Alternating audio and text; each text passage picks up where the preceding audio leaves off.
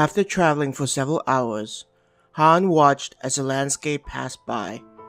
Being in an open carriage, there was always a gentle breeze that flowed through his hair. Turning his head to face the front of the wagon, he looked at Selestra, who was also enjoying the view. Her long red hair seemed to gracefully dance with the wind. Sensing that Han was looking at her, she turned her head and saw Han staring at her. There's no reason for you to look at me so," she said bashfully. "I do not mean to make you uncomfortable," he told her, looking away. No, I do not mean it that way," Selestra hurried to smooth over any misunderstanding. "I just do not know what I've done to have you look at me like that. Since I have not seen you since our school trip, I was worried about where you had gone off to. I was wondering about how you had been." Han spoke while staring off into the distance. "I wondered if our previous interaction had offended you in some manner." His voice was laced with concern as he turned his head back towards her. Placing her left hand on her chest, she appeared to be trying to calm herself down. "I am sorry for making you worry. Ever since that time, I have not forgotten it, and it still vividly stays in my mind." "I'm happy to hear that." He reached out with his left hand and placed it on top of hers. "I also vividly remember it, and it still intertwines itself throughout my day." Lifting his hand off from hers, he placed it on her right cheek and asked, "Have you been well?" Closing her eyes, she tilted her head towards Han's hand. The world passed on by as they were in that moment. "I have been well. Being an adventurer was a little hard at first, but as I became used to it, I was able to grow stronger." She kept her eyes closed as she answered him. Pulling away from his touch, she lowered her head and said, "I'm sorry for being so arrogant the first time we met. During my time, I learned how terrible us nobles have been." Her voice trembled as she remembered that time. Han became quiet after hearing this. He never figured that she would change as much as she did. From the moment back in the monster's nest, Han pegged her for a spoiled brat and reminded him of the previous women in his life. A part of him enjoyed the idea of toying with her feelings, as a way to get back at those who had hurt him. It never dawned on him that she would willingly choose a harder life and become a better person. This made him reassess his feelings for her, from being something to pass the time into something else. Han became silent and didn't respond to her comment. She looked at him, trying to figure out what he was thinking. The concern on her face let him know that she was worried that his feelings for her had changed. From thin air, Han materialized a rose, where the petals were made out of rubies and the stem made out of emerald. He presented it to Selestra, who was speechless after seeing his creation. "Who you were in the past is none of my concern. I just know you, like someone as amazing as this rose." Selestra gently held the rose in her hands. Tears began to well up in her eyes. "You do not think I'm a horrible woman?" she gently spoke as tears spilled down her face. Resting his forehead against hers, Han whispered, "I think that you are a kind-hearted person." Hearing Han's answer, she covered her mouth and sobbed. Han took one of his arms and pulled her into his chest. Though she looked like a strong person, he started to realize that she was an innocent woman who just wanted to be loved and needed. Though she could fight off monsters and take care of herself, she was still a young woman who didn't know much of the world. She never experienced heartbreaks and other things that are normal for the average person, so the world still seemed magical.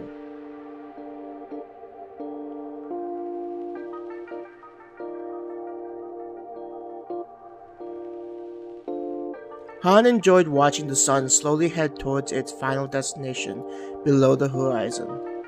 He estimated that they would be looking for a spot to rest and prepare a meal. They had made good progress traveling through dense forests and open fields. There was a close connection with nature in this world, where civilization hadn't placed its mark. A part of him pictured himself living in a cottage away from humanity, raising a family. This thought caused him to look down and see a peaceful face belonging to Selestra as she slept. The warm sunlight and cool breeze provided the perfect environment of a daytime nap, especially with the comfortable seat. Taking a finger, he brushed back a stray strand of hair that was covering her face. As if she knew what he had done, Selestra smiled in her sleep. "Master, are you alright?" Anaklis asked him, seeing his pensive expression. She navigated herself to keep pace with the carriage and was within arm's length of Han. "I am fine, Anaklis. I am just wondering what my intentions with this girl are. Initially, I wanted to toy with her as a way to gain revenge from those that toyed with my heart." Han trailed off. "Now you are feeling conflicted? Has Master started to develop feelings for her?" she asked him. "We barely know one another. The time I have interacted with this girl is only a couple of days, so to say that I have developed feelings sounds so childish," he sighed. "I do not think there is anything wrong with suddenly developing feelings of affection. When I am around Master, I feel as if you are someone that is able to emotionally connect with those around him." She reached out with her hand to hold his. "As someone who loves you, I know that this is the case. I'm happy to see you finding another to share your feelings with." "No feelings of jealousy?" he teased her. Smiling at his joke, Anaklis responded, "Master, I know that you are genuine about your feelings with all of us, so how can we be jealous? Even if I were not able to spend as much time as I wanted with you, I know that I'm in your heart, just as you are in mine. We are not like those other creatures who tie their bonds with flimsy strings of fate." She blushed after saying such intimate words. "I'm happy to hear you say that, Anaklis." He stroked the back of her hand with his thumb. "Master, the princess has informed me that we would be stopping soon," Brittany informed him. When she was around the others, she tended to take her job as his attendant very seriously, making sure to communicate everything to him so he knew what was going on. "Thank you, Brittany. I feel comfortable knowing that everything is being handled by you. It was always a good feeling to know that there were qualified people to handle the minor matters, leaving him free to do what he wanted." When the princess found the spot, both of the wagons began to slow down. Andrea matched the speed of the two wagons, and the carriage slowing down could be felt. Han felt Selestra begin to wake up. She looked up and saw Han smiling down at her. "Did you have a nice nap?" he asked her. Selestra blushed, turning her face into the seat, trying to hide her face. "You looked adorable, with a little drool coming out," he teased. She wiped her face to look at him, horrified by that image. "You did not drool, I was just teasing you," he laughed, seeing her expression go from horror to anger. "You are a bully," she yelled, hitting him on his chest as he continued to laugh. She pouted and turned away from him. Even as they exited the carriage, Selestra still acted angry at Han for teasing her. Though she was angry, she didn't leave his side. The man that interrupted them before approached the two of them after taking care of the wagon. "Selestra, we should probably get everything ready. Sarah said that she found a great place to set up all of our tents. I'll help you with yours. Frank, I was thinking about setting up my tent near Ease, if you do not mind, Selestra asked while glancing at Han to see if he had an issue with her doing that. Selestra, you know that we should stick together.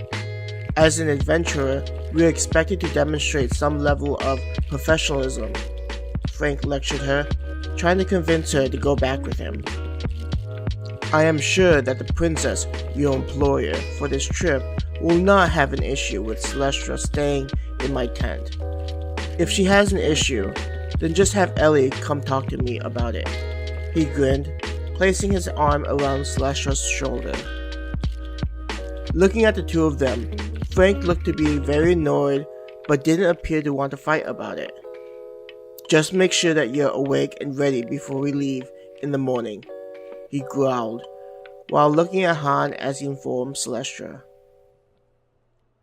Frank stormed towards the rest of the adventurers, who looked towards them to see what the issue was. Are you sure you do not want to join your comrades? He asked Selestra. Though he enjoyed teasing her team leader, he was a little concerned that it would negatively impact her. Nodding her head, she said, Frank is just dedicated to the group and wanted to make sure that I felt included. He had helped me out when I first met him, which I greatly appreciated. Are you sure that it is not anything more than just helping you out? He asked, looking at Frank, who still looked agitated. No, he just sees me as a younger sister, Selestra denied. Even if Selestra tried to deny it, Han knew that Frank had romantic feelings for Selestra. Him lecturing her was to show her how he had rights over her and to let Han know to back off. If Frank really did see Selestra as a sister, then he wouldn't have been so adamant about getting Selestra to come back with him when she obviously had other plans. Han remembered a close friend of his, who he was close with and never had the feeling of pushing his own agenda. He admitted to being a little pushy, but it was due to his own issues of insecurities. His friend had come into his life when he didn't have many friends, so he was often worried that he would be left behind when she no longer needed him. There were memories of arguments inside cars and the house they stayed in, which caused him to chuckle at how childish he was back then. A true friend makes sure to keep their friend's happiness in mind instead of trying to control them. Seeing Ellie helping out her servants and guards set up their camp, he headed towards them. When Ellie noticed Han approaching them, she walked over to greet him.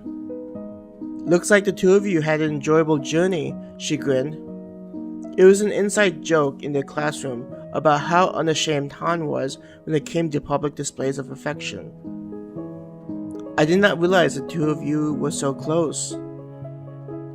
Princess, you two are going to tease me? Selestra complained. I am sorry. It is just too easy, so I cannot help myself. Please, call me Ellie. I feel that going on such a journey should allow us to ignore formalities, Ellie said to Selestra. I would be honored, Ellie, Selestra answered. It looks like you are busy with setting up your camp, Han observed.